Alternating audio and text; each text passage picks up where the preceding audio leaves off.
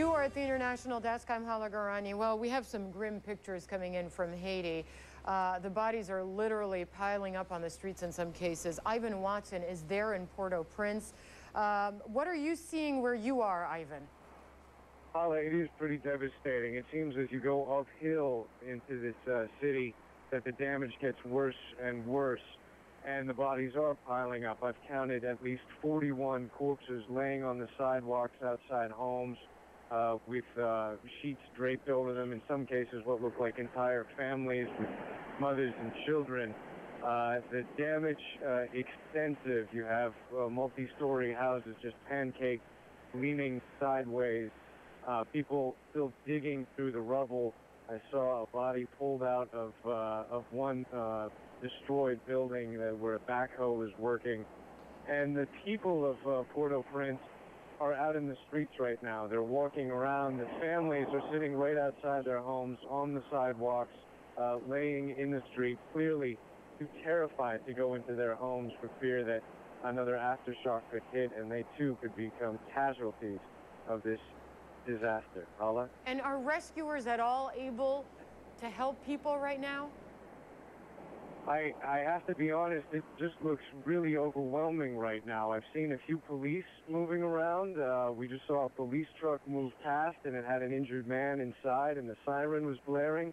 But as you drive up the main streets and you look down the side streets, just the homes have just been flattened and people are out in the streets just sitting around. You've got makeshift refugee camps basically that have sprung up in courtyards, and every block has at least one building that's been pancaked, and God knows how many people who could have been caught inside or injured at least when the building started coming down.